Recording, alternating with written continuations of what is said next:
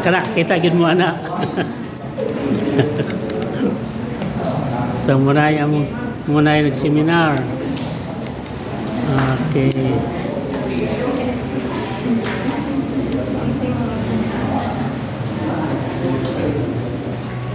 So ngano kita sa simbahan natay mga seminar ug ngano nga kitudloan ta tungod kay palangga ta sa atong Dios. Ug ang simbahan nga ay simbahan nga gitugod si Kristo para moy mo padayon labi na sa mga sakramento. So natin mga sakramento. Pangutana, mabasa ba sa Biblia nato sakramento na Biblia? Magsugod ta sa bunyag. Ang bunyag, kung dili ta mabunyagan, sumala sa Biblia, kita makatug langit. Atong basahon. Mas maayo man ang natay prueba nga ingon nga brad babasa kay kita man sa Pilipinas daghang kayong sekta sa relihiyon. Munang naimutana mingon nga brad mabasa ba sa Biblia ng bunyag. Kung atong basahon magsugod ta diri sa Ebanghelyo ni San Juan kapitulo 3 versikulo 3. Manigingon sa atong Ginoo. Si Jesus mitubag, sultihan ko ikaw, walay makakita sa gingaran sa Dios gawas kun siya mataw pag-usab. Kinahanglan mapakataw pag-usab. Sa 4. Kung saan mapakataw pag-usab sa katao nga gulang na nangutana si Nicodemo. Dili niya mahimo ang pagsulod sa tiyan siyang ginahan aron magpakataw pag-usab. Si Jesus mitubag, sultihan ko ikaw, walay makasulod sa gingaran sa Dios. Gawas kon mataw siya pinagi sa tubig ug sa espiritu. Mga inigbunyag gamitan og tubig sa pare. Gibunyagan kita bubag tubig agtang sa bata. Gibunyagan kita sa ngalan sa mga anak ug sa Espiritu Santo. Sa tubig ug sa espiritu man naay krisma pod ibutang diri sa pare. Mga iman atong Ginoo nga ang gianak sa tao usab. So atong Ginoo mismo nag-ingon ana, may na sa Biblia. Juan kapitulo 3 versikulo 3 ngadto sa 6. Yun atong Ginoo, ang gianak sa tao usab. O ang gianak sa espiritu usab. Mga kinahanglan nga magpakatao tapag usab. Mao nang bunyagan ang bata. Sumala siyang gingon, di ta kasulod sa gingan sa langit. Kung saon man tong walay bunyag. Ang tubag ana, bahala na ang Dios nila. Mora gid gyud, solusyon na. Kaya ako mangutan naman di fokus pare anaw kasi mga tag-seminar. Mao nga kita nga nahibalo munang katungdanan gyud nato pabunyag sa bata. Min sila nga dagko ra bunyagan. Wa ginay problema nato. Ngano mabunyag tag dagko. Diri karon murag daghan dagko nga pabunyag. Oh, prueba na nga mabunyag tag dagko. Asa man na mabasa sa Biblia ng dagko? Na diri sa Ebanghelyo ni San Marcos kapitulo 15. Sumunod gingon.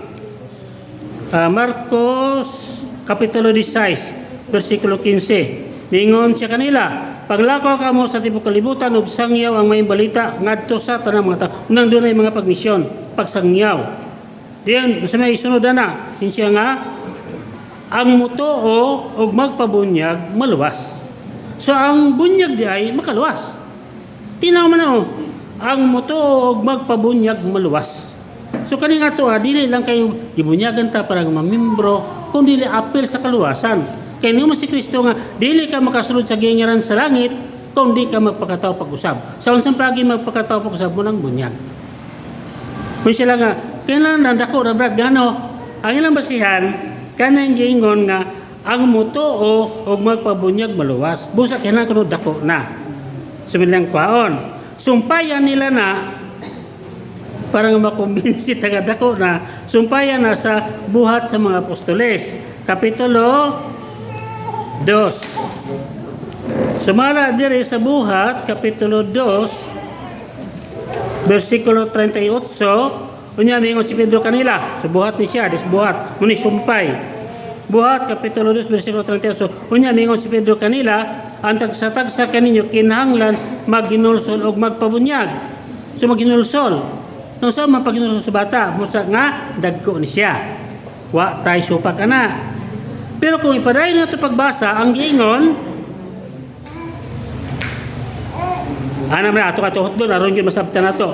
Unya, mingon si Pedro kanila, ang tasag kanyo, kinahanglan magsinulsol o magpabunyag sa ngalan ni Kristo aron pasaylon yung masala. O madawat ninyo, ang gasa sa Diyos nga mga Espiritu Santo. Kaya ang saad sa Diyos, alang man kaninyo sa dagko, o sa inyong mga anak. So, dili lang sa dagko, kung dili hasta sa bata.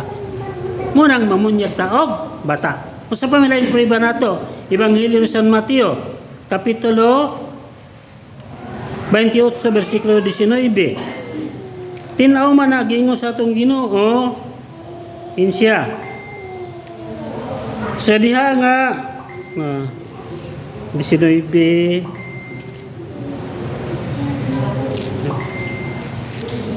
Mateo 28:19, managingon niya.